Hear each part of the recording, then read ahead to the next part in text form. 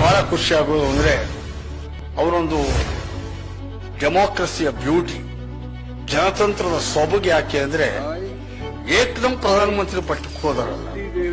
ಈಗಿನ ನಮ್ಮ ರಾಜಕಾರಣಿಗಳ ಹತ್ರ ಫ್ಲೆಕ್ಸ್ ಇಂದ ಉದ್ಭವವಾದ ವ್ಯಕ್ತಿಗಳಲ್ಲ. ದಿಢೀರ್ ಅಡ್ಡಮಾರ್ಗದಲ್ಲಿ ಬಂದವರಲ್ಲ, ನೇರವಾಗಿ ಹೋರಾಟದ ರಾಜಮಾರ್ಗದಲ್ಲೇ ಬಂದವರು.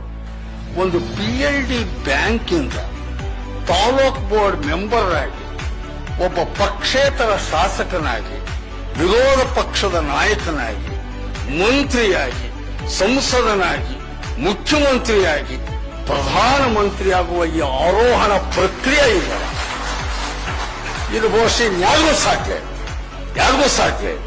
ಹಾಗಾಗಿ ನನಗೆ ಅದೊಂದು ಜನತಂತ್ರದ ಸೊಬಗು ದೇವೇಗೌಡರು. ಇನ್ನೊಂದು ಈ ನೆಲದ ಸೊಗಡು ಕೂಡ ದೇವೇಗೌಡರು. ನಮ್ಮಂತವ್ರು ಎಷ್ಟು ಜನ ಬೆಳೆಸ್ಬಿಟ್ಟಿದ್ದಾರೆ.